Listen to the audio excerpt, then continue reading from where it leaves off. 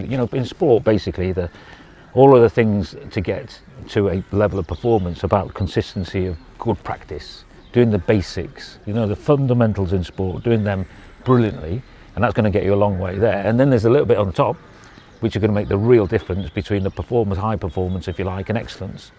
And it's a mixture of those. You can't do one without the other. And I like that, and I see that in when I look at Ineos and how Jim's been admire the pioneering kind of spirit and the determination, and knows not an option.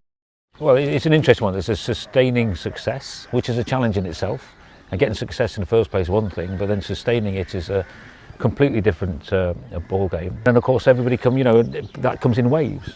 So you have a current team, and like any sports team, it transitions. Part of the balance, or the overall sort of game of chess and all of that, is making sure you've got a new wave of younger talent coming through whilst you maintain the top. And I think you've got to be really careful with that, because if you take your eye off the top a little bit, it drops down 1 or 2%.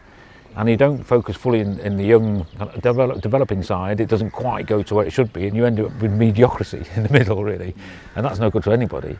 So I think the trick is to try and have these two real clear focuses, and then on top of that, then trying to think about, well, how can the younger guys fast track and learn from the older guys, whilst the older guys are allowed to totally focus on maintaining their performance. So how does that work? And we spend a lot of time thinking about those kind of things, and I think that's the interest and that's the excitement. And people say, how do you get better? That's how you get better. And that's where you think, because there's no answer. You don't know whether it's going to work or not, so you just got to try. But I think that's what we're constantly on the phone about.